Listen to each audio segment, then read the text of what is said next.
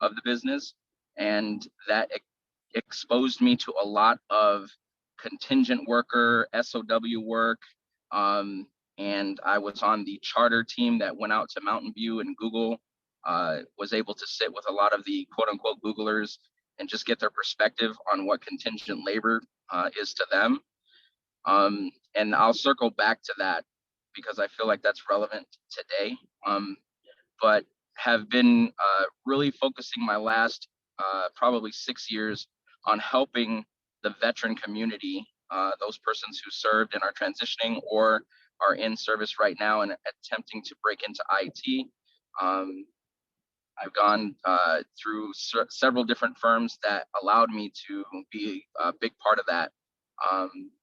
Most recently, I acquired a job with Skillstorm, which is an IT solutions provider. What we do is we are your typical staffing agency that will, we do more cold calling and passive candidate than anything. What we do is we locate those individuals who have the skill sets that we need per the job description. And we find out, what their high needs are, what they're looking to do in terms of their next move, what prompts a move for them. And we are able to kind of find that common ground where the pay commiserates with the experience as well as the benefits of going with us versus another firm. I transitioned from that role into the next gen side of our business, which offers the same type of opportunity, but for those persons who don't have a ton of experience. Next gen is program based. So we have several different channels in which we utilize to get those individuals with little to no experience into a corporate setting. Like I'd mentioned, the Bank of Americas, the IBMs, the Accenture Federals of the world, Department of Justice, Department of Defense. And through these means, the understanding that the partner has is that they're not going to get someone who has lots of experience or has multiple certifications or many years of education under their belt. More so, they're concentrating on the soft skills of the individual that comes through this channel. The transferable skills that persons get, either having one or two jobs, having mentors, internships, and then obviously the military side of it, if these persons are going to utilize these channels, the transferable skills that the military offers. So when I was asked to do this, I felt very humbled at first and honored, and wanted to be able to share with you guys just what I see in the market right now when it comes to persons who may not have a lot of experience but have a lot of scholastic ability. Because I get that on a daily basis. And I think that I have good insight and some relative perspective to give. So if you guys want to ask me some questions, I'm definitely open to the question. So yeah, that's up to you guys. Go ahead. Max, before we gonna open for question, can you talk a little bit how the job market has changed during the COVID? Because I think they would like to hear that as well before they're gonna ask you questions. Okay, so prior to COVID, the market changed by way of there were a lot more in-person interactions, obviously, and the market will now, they want to have those interactions again, and they're looking for people to come back to the office even now. But the change that happened was they moved a lot of their personnel out to their home-based abilities to work. That was something that was not on a large scale from before. That was something that was kind of more niche roles. You would have roles that didn't require the team to be located in one central office. And there were very few remote roles that people were going after. Now, every position has a remote element to it, whether it's the beginning of the job is remote to start, and then they're going to ask for you to relocate at a different time, or the job will be completely remote, but it'll be contractual. And the reason why I feel that this is happening is because the persons that are of high caliber, they're the persons that are also home and were part of teams and able to know that their tribal knowledge, they can convey their tribal knowledge. So why that's relevant to some persons who are exiting our school and coming into the workforce is because realize that the playing field is all over the place. You weren't necessarily vying for positions that are at your level with persons who are above and beyond your level. It was very much more, the playing field was very even. When we wanted interns, we sought out interns. When we wanted entry-level persons, we sought out entry-level persons. Now we're getting applications from persons who are they're qualified, and I don't ever use the word overqualified, but their pay is not in line with what they're going after, or their experience will be kind of misplaced, I'll say. So you're gonna have to adjust for those persons that are applying to those types of positions as well. And everybody's doing Zoom calls. So the Zoom call thing is and the Teams call thing, it's really big, right? So as you can imagine, we're only getting, just as I'm being, in front of you in this type of environment, we're only getting a portion of what the person can say and do and articulate. But there's other parts of interviews that are taken into account by managers that either they can't see and they can't feel, that are going to kind of have to be put on hold for now. So how do you prepare yourself for those Zoom interviews? What is your feedback for those students? So preparing for a Zoom interview is much like what I would give advice is to prepare for an interview.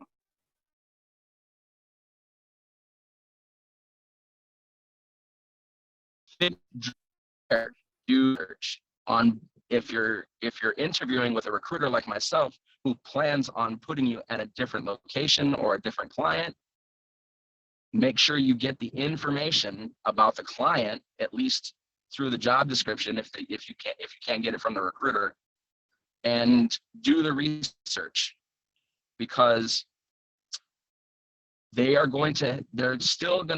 being the interviewer is still going to expect all of the same things that they're looking for in an in-person interview that they're going to get on a Zoom call.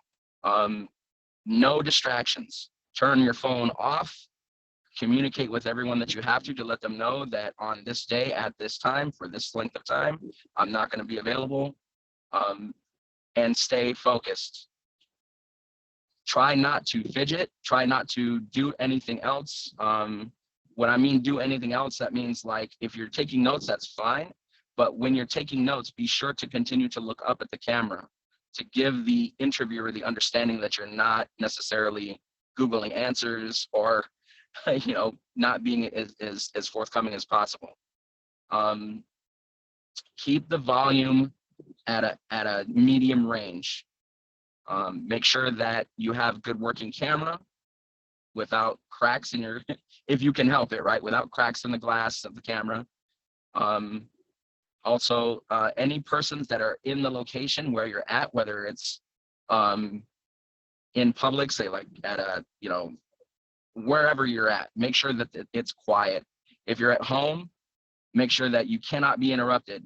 Those persons with children, make sure the children understand that for this time to this time, you're not available, lock the door. What else have I encountered? Refrain from being too cordial, too informal. And it's okay to let the person on the other end know that your intent is to deliver a very cohesive, formal, and professional interview. It's okay to say something like that because it keeps both of you in that line, because interviewers too sometimes they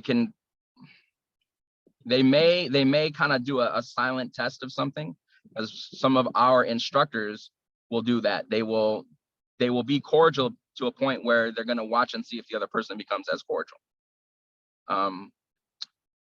because it's behavioral, right? And that's what we have right now. So those are some of the tips that I can come up with to definitely make sure that that you're kind of keeping at the forefront when you interview. Thank you, Max. That was wonderful feedback. Let's open the floor for the questions. Who has a question? Please raise your hand.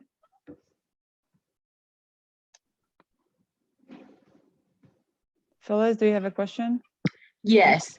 Max, thanks for taking the time to talk to us today. My question is, when you're placing people, do you have to be mindful of a requirement such as a person having to live within so many miles of a company? Because I'm noticing that some companies require that.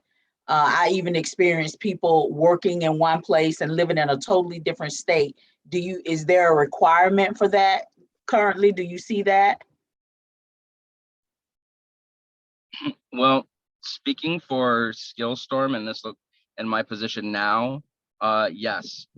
The reason why some of our companies, like most of our companies that we partner with, are like they have very little flex with regard to relocation and the proximity of that person's location when they get there, is because they're finding that the training is remote and is virtual, and they're experiencing, as we are experiencing, some persons will get there, they'll do the job virtually for an allotted amount of time, and when it comes time for them to satisfy the need for relocation, they simply don't want to move. They'll let them know, well, couldn't I just continue to do this position remotely? Have I been doing a bad job or what have you? And so if you kind of are taking it from the perspective of the client, they've been anticipating that this person is going to join them in their offices that have been, stagnant and empty for so long that, now they have to either make an assessment, they have to make a decision, they have to either let this person go because it was on the premise that they were going to relocate, that they were offered the position, or they're going to have to let that person kind of dictate the terms. So that has become a clear communication from our clients to say, when you submit someone, you have to fully vet them to be sure that they understand and comply with the relocation piece for this position. So yes, I've been seeing that a lot. And people that live out of state, they cannot be submitted. And if we find that they have been kind of telecommuting and commuting really long distances, we ask the client, is that satisfactory to you, or would you like us to backfill that person? Because in the recruitment world, as a vendor, we have the right to pull someone for not complying with the position because they're under contract. And what would happen is, right, just so you guys kind of know what goes on behind the scenes of recruitment world, we wouldn't pull that person right away, right? Because then that would leave a breach or a void for our client, but we would search for their backfill. And when we found it, we'd pull them. Facts. And are employers paying for relocation in situation if the employee is worth the while? That used to be a really common thing. Also, per diem was a common thing. But, as we were discussing at the beginning of the call, that is becoming less and less a prevalent circumstance, because there are so many persons who are vying for one position that even if they found the 80%er that doesn't need relocation, but they have the 100%er who is saying, hey, I can get out there, but I need 10,000 just to move myself.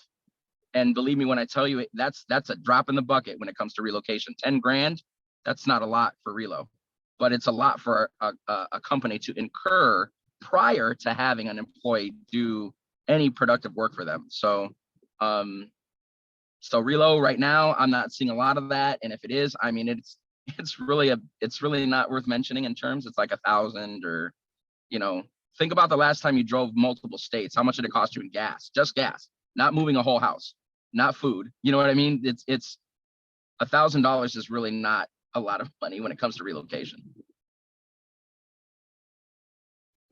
Thank you. Those are all the questions I have. Thank you, Phyllis. Thank you for your Thanks, time. Max. Next question.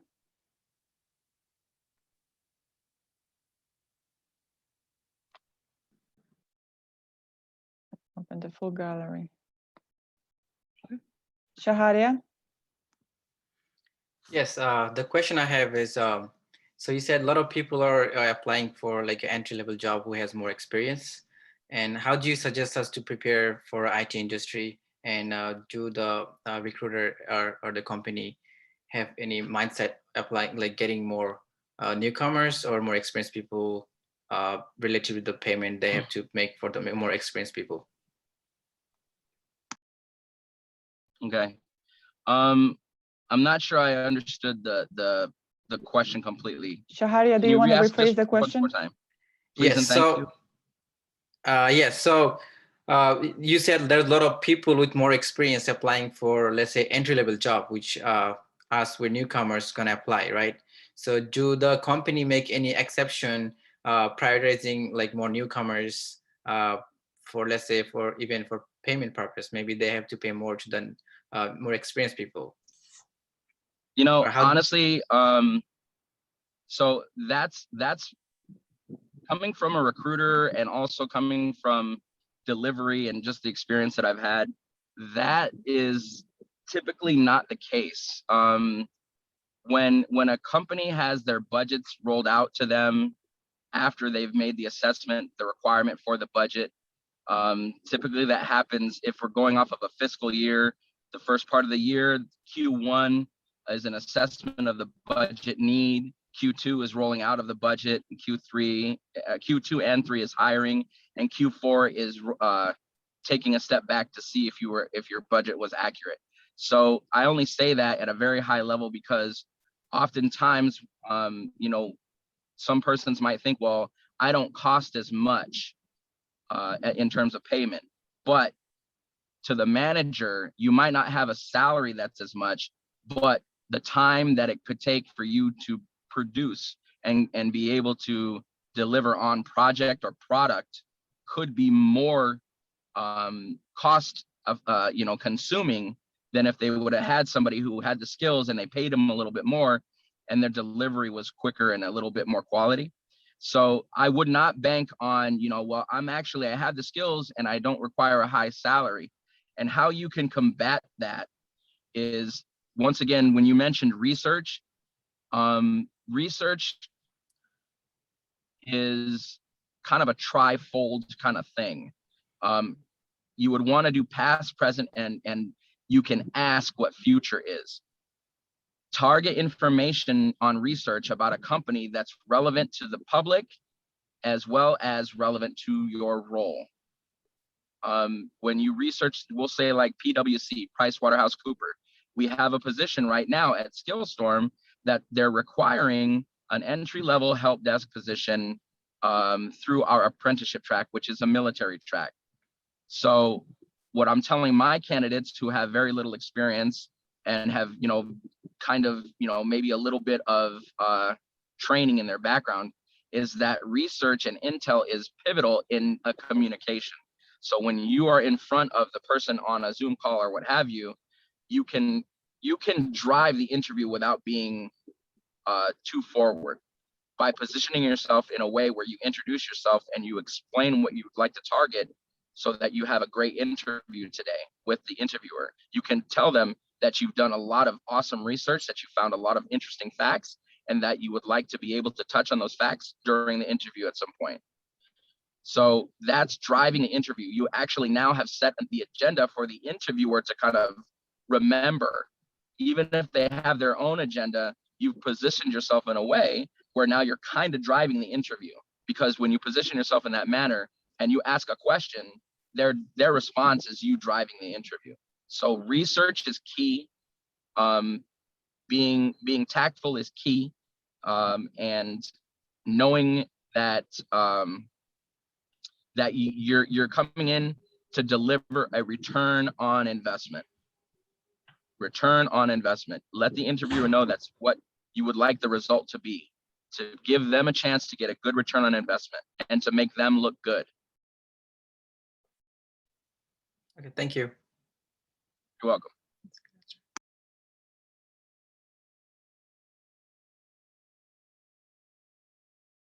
Sorry, I was muted. Ravi, you're next.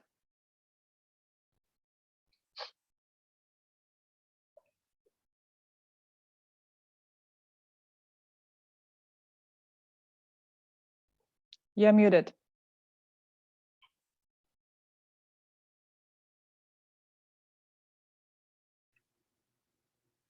Oh, sorry, Justina, did you say Rajveer? Okay, sorry. Okay, Yeah. sorry. Sorry about that.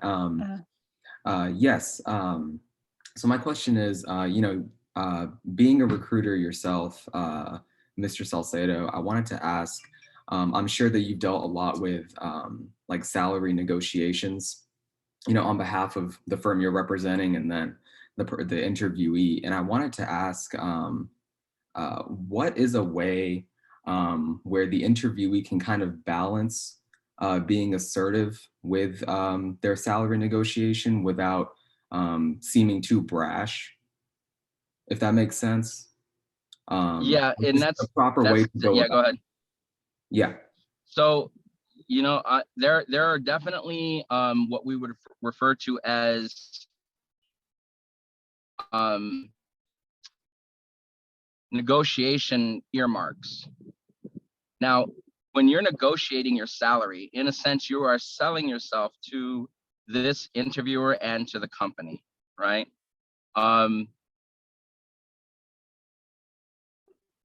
When there is a small window of opportunity typically within the negotiation, but it is not in the first encounter.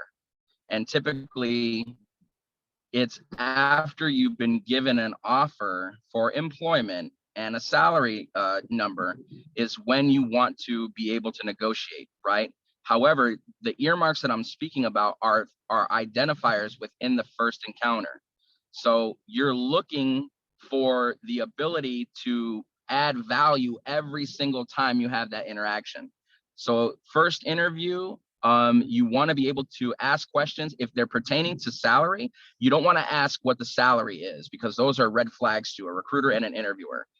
More so, you would like to ask, about is this a new position or is this a backfill? And the reason why you want to do that is because a backfill probably already has a budget with intended raises in it. A new position is budgeted for that new position. So they're more probably, when it comes to a new position, there might be increases for the first quarter, but after that, not really, because new positions typically are an addition to headcount and they come out of a different cost center. Whereas a position that's already there and has been backfilled has a history to it and has a trajectory to it and typically has progression kind of cited into it. So then the reason why that's important is because as managers, what we think about is, okay, is our employee, when we hire them and they do a good job, ultimately they're going to want either a promotion or a raise. What are we willing to give them, right? So when you're there for your first year, second year, you're looking to get a promotion, or are you looking to get more money? So that's what they consider when you start to become an employee and you start to get longevity in your seat. I know I'm kind of going off the rails, but what I'm saying is that you want to know is if it's something that they've budgeted for a long term or if it's something that's new. Another earmark you want to look for is the ability to offer something that the role doesn't really need, but is really close to it. For instance, if you are a SQL like guru, MySQL, T-SQL, NoSQL, SSRS, SSIS, and all that's your ability. But now there's a position or an ability for you to create analytics in Tableau or what have you. You want to be able to reference what your ability is and how you can up level while you're in seat. You want to find what the identifier is, like close to the skills that they're looking for. What's the next level, right? So if I'm a back-end developer, but I have MuleSoft, well, you know what I mean? So that's another level, right? So what you're targeting is the ability to prove you deserve a raise or to prove that the salary that you're going to get from them can be increased because they're getting this, right? If you're selling them something, they want the best value. What is the most value that you bring, right? And also, another thing that you can relate to them is that you understand, and please take heed to this, you understand that longevity in seat is not a reason for a raise. That's something that I hope all of you take with you, is that because you've been with the company for 5 years and you haven't gotten a raise, that you're mad or upset because you haven't gotten a raise, and you think that you deserve one because you've been there for 5 years. That's something that's hard to swallow sometimes, but that is absolutely not a reason for a raise. It's not. And I think if you think about it, you'll know what reasons for raises are. I get more money because not only am I doing this, which I've been hired to do and I agreed to do for this salary, now I can do this. And now you can make a case, a business case, to get higher pay. So, you know, that's the negotiation game, if it were. But going in, that's going to be hard to do. So just always bank on how you can give a great return on investment. Thank you so much. Thank you. Yes, sir. Yep. Thank you. Next question.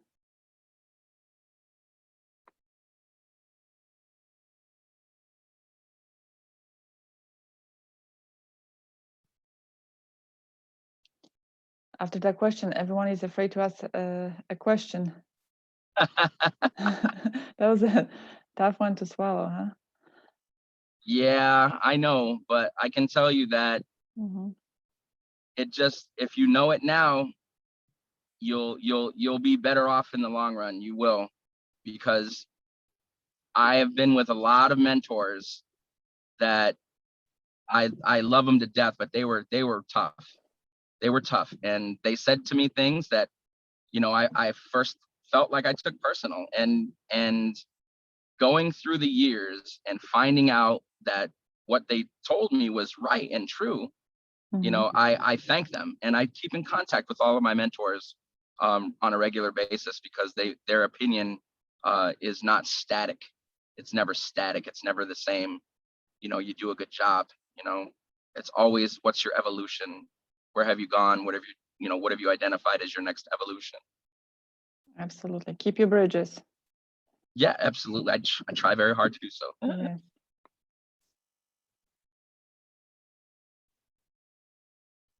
Okay. If there's no questions, I'm going to be picking people. So Leo, as a team lead.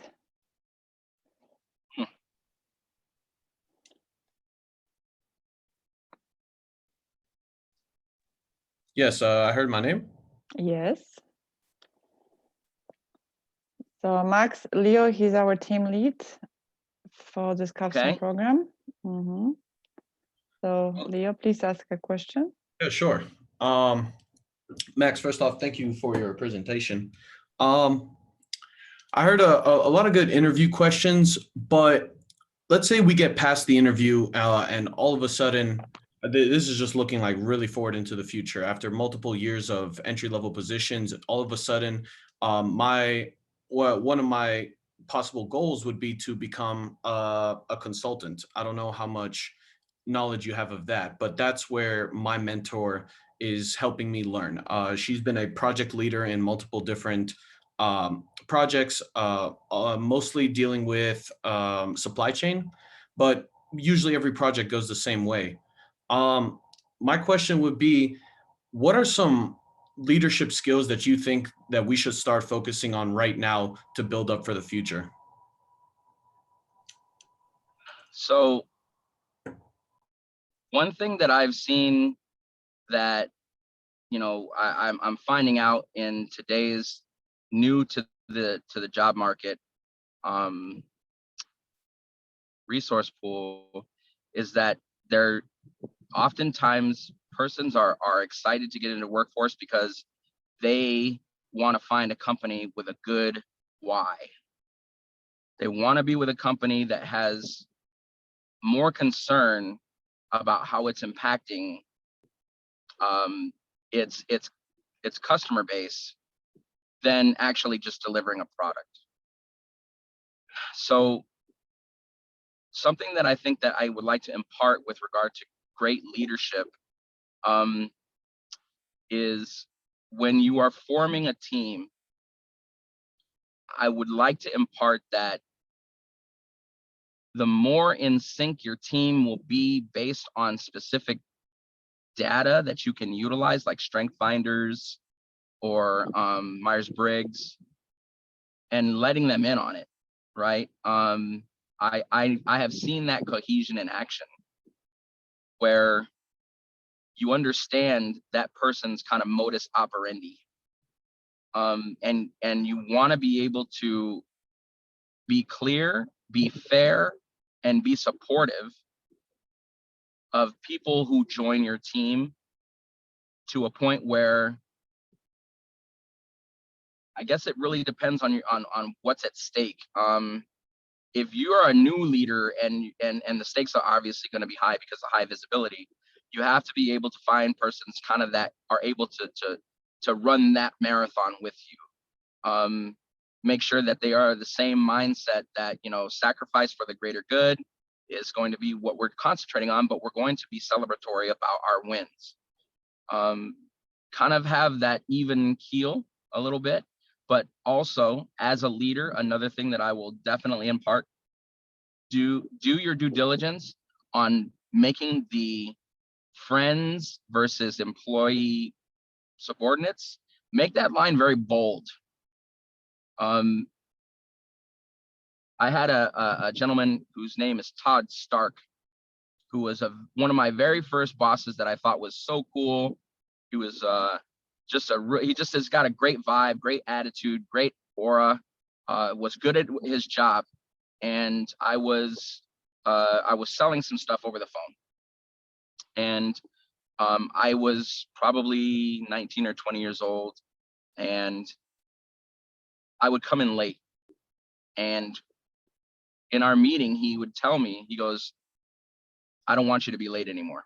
He told me that twice. The third time he said that, he said, "The next time you come in late, I'm going to write you up." And he did. Now, I had noticed other people being late, and it kind of put another salty taste in my mouth. But the point was that Todd was true to his word.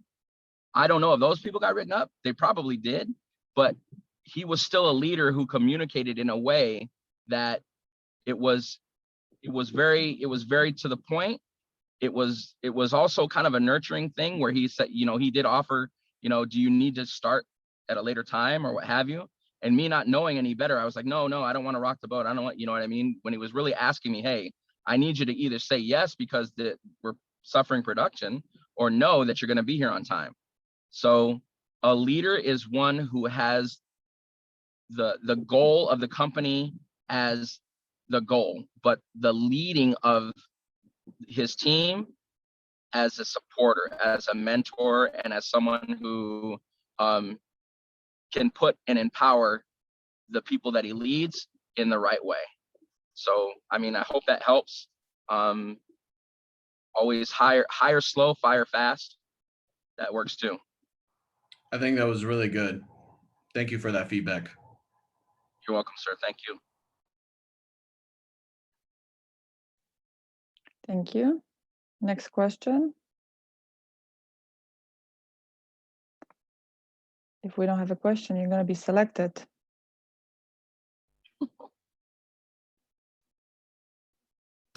I can ask a question.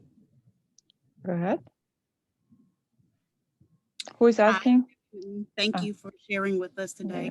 I just wanted to know, what are some ways to set us apart from other entry-level candidates? What are some suggestions you may have that could set us apart from everybody else applying for these positions? So in today's, you know, world, I think that follow up with the intent on providing new information. So what I mean by that is, I'm a recruiter, and I recruit and call people and have calls on my calendar all day long. And I will tell you, only probably 2% of everybody that I talk to ever calls me and says, hey, it's me. I just wanted you to know that I started a new AWS cloud practitioner course. They being the candidate pool, because of the volume that everybody's experiencing, I'm sure if you guys are applying to positions, you apply, you click apply, it's easy, apply here. Everything goes in, and either you get a phone call where they're kind of just making an introduction, or you don't hear anything. That's very common.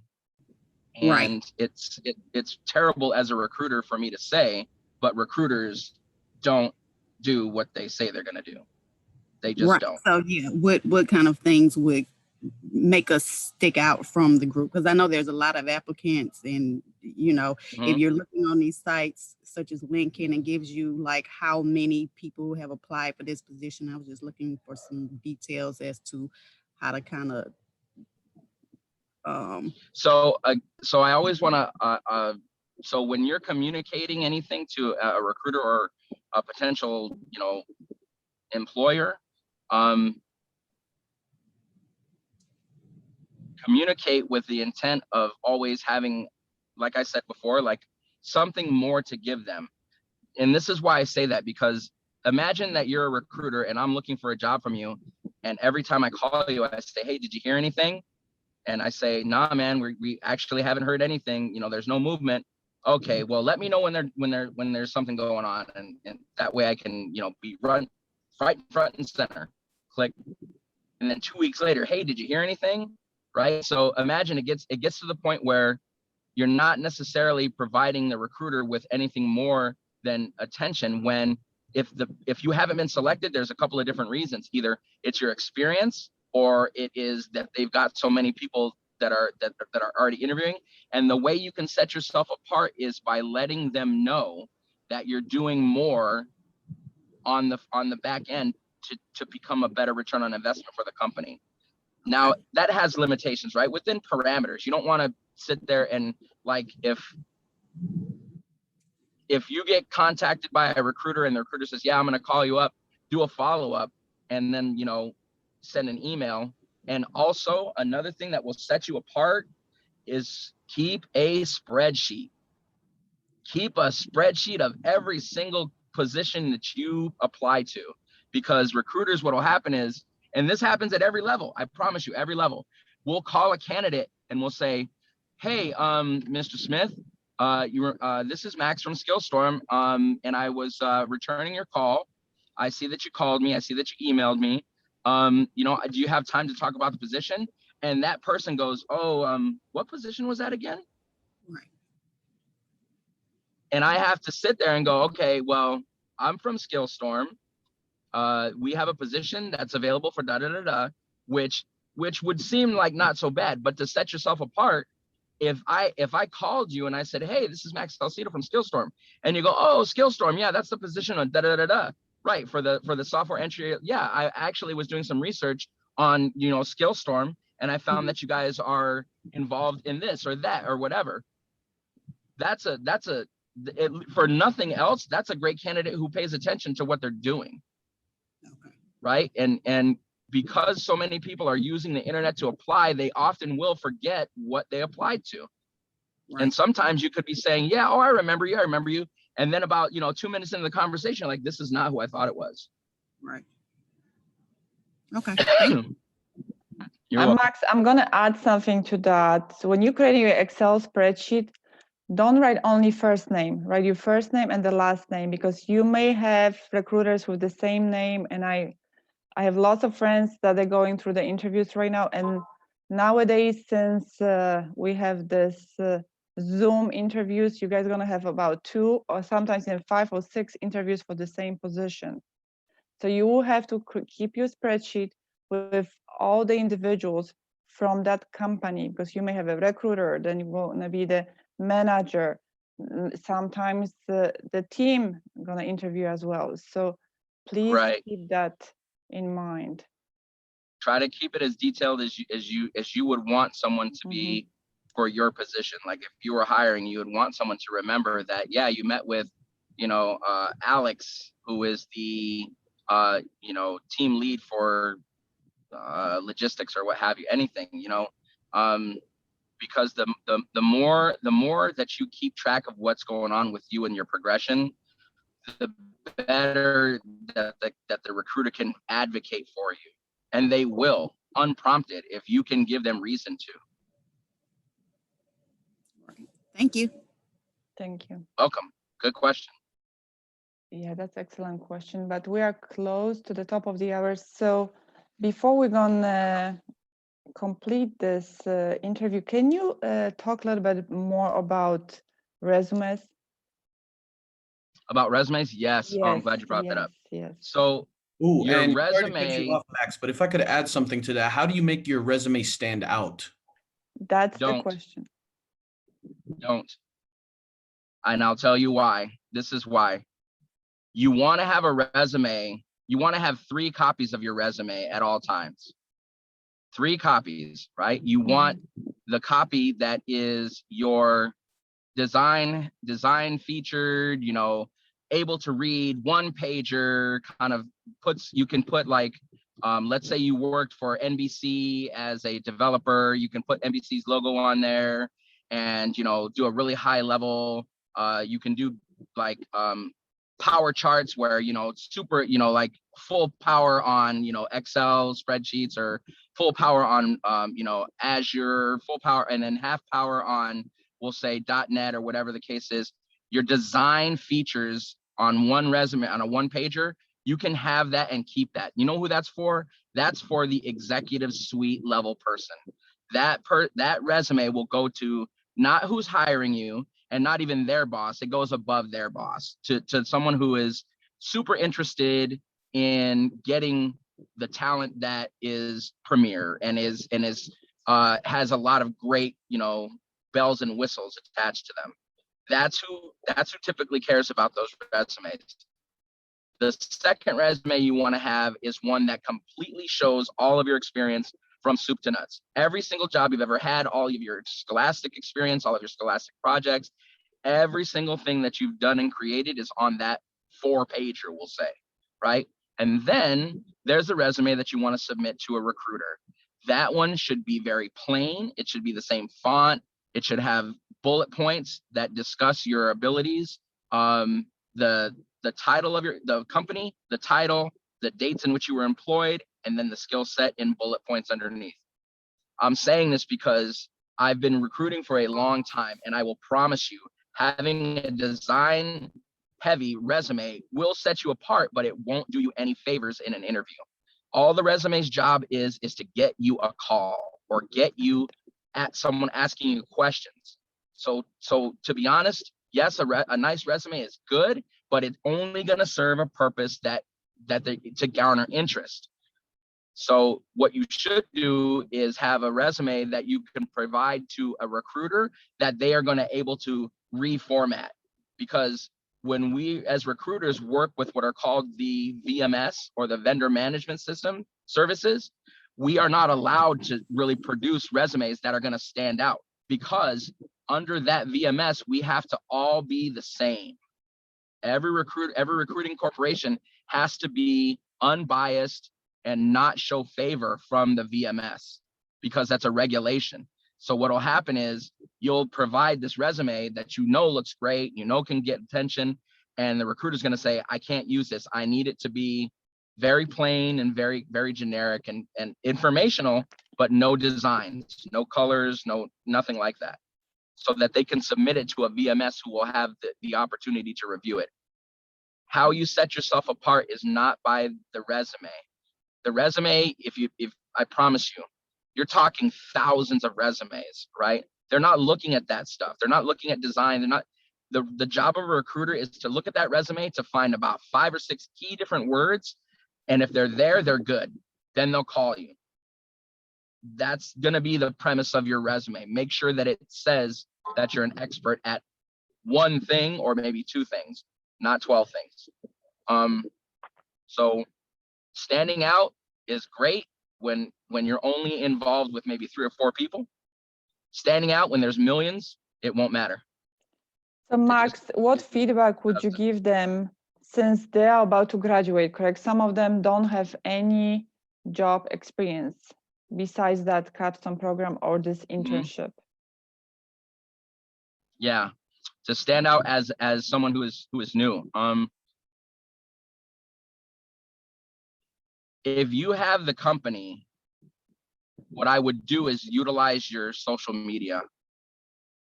Try to find someone in the company through LinkedIn who would be able, who would want to discuss with you. And I will say this, guys, it's not going to be easy, right? But if you utilize a couple of key phrases like, "Hi, this is Max Salcido. I'm just recently I'm a recent graduate.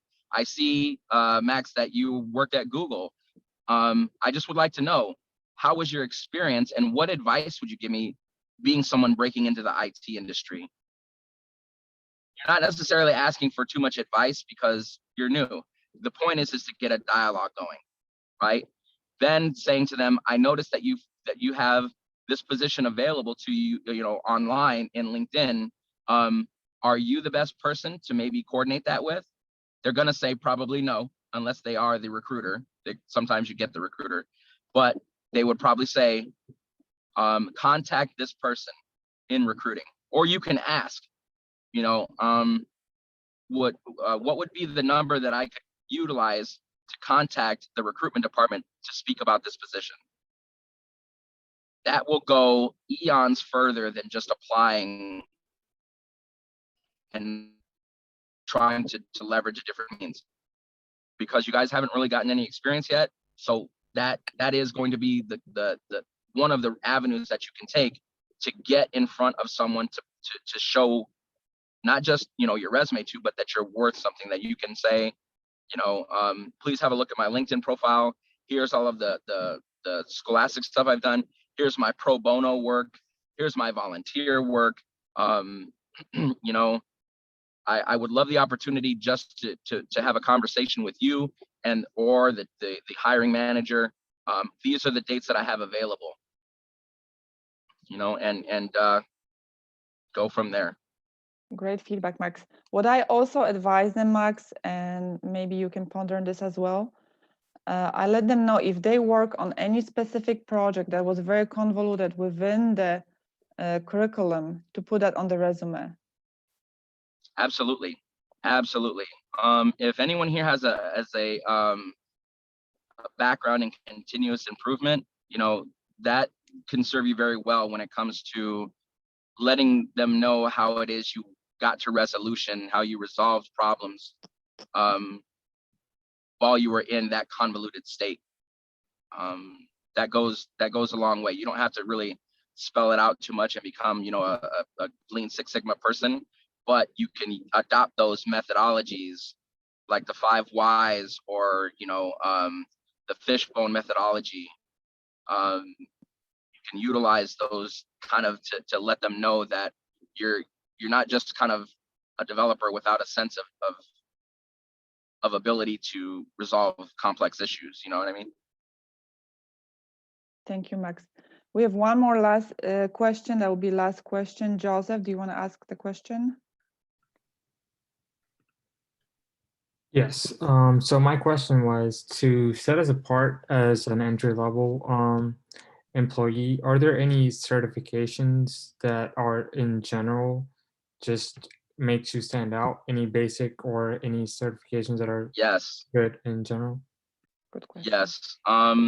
So as a developer, my suggestion is to do something like AWS Cloud Practitioner, Pega Business, or possibly even Salesforce Administrator. The reason why I mentioned AWS and Pega is because it's cloud computing, and these certifications are made to give the understanding of what it is that this platform is all about. So Pega Business is, again, the Pega platform in relation to projects, in relation to strategy, in relation to deliverables. The thing is that it doesn't teach you how to execute development, but you guys are already doing that. So as an AWS cloud practitioner is the same thing. It teaches you how to eat, sleep, breathe, drink AWS language, again, in projects and deliverables and strategy and, just scope creep, all of that stuff. It teaches you how to really engage in the naming conventions, and how to best operate on a AWS platform. And I say that because I actually have 3 or 4 persons who have taken our AWS cloud practitioner because they weren't developers, but they needed to know AWS because their company was moving towards that as a platform. They're fairly inexpensive. They can be done in a short duration of time.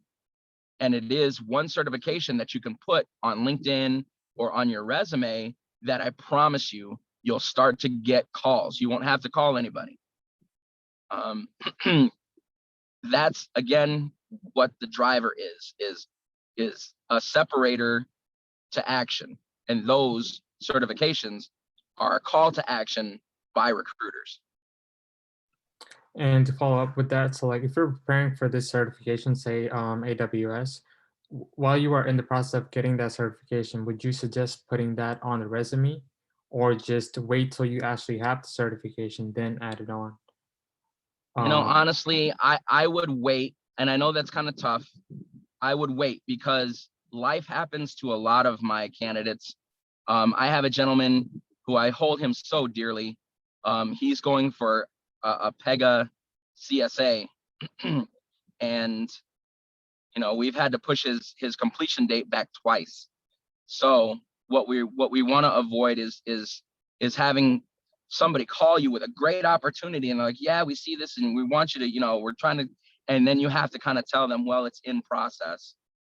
It's much better to have it locked down, secured. Nobody can take that from you. Nobody can question it.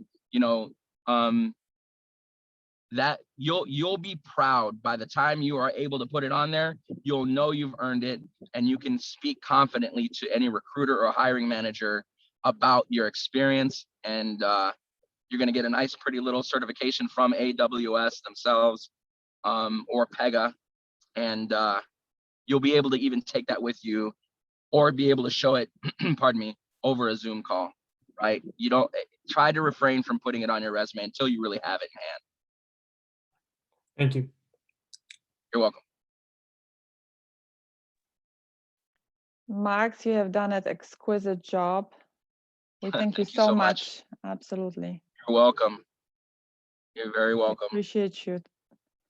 All right. Thanks, guys. I hope you're Appreciate going to be you able guys. to get your lunch somehow today. I took lunch earlier. I wanted my opportunity to talk to anybody who had questions. I actually love to do this. I have a project that I want to come to fruition. I want to be able to do progression mapping for people when they get the job, teach them about the employee life cycle, about how important it is to keep that in the forefront. We may talk, Max, offline, because we're doing different KPIs for this program. So we're on the same page. You will see. All right. If you can answer my chat, that I would appreciate that. Okay, we'll do. How do I do that here? Let's see, right here. Chat. All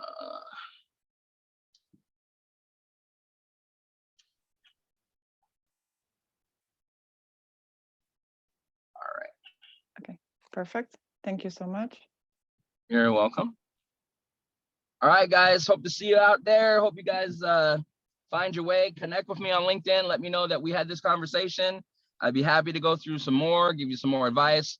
I've got over 6,500 personal hand-selected first connections, which equates to over 1 million second connections. Connect with me. Thank you. Absolutely. Wonderful. You're welcome. All right, folks. Bye-bye. Bye, Max. Thank you. Bye-bye. That was great.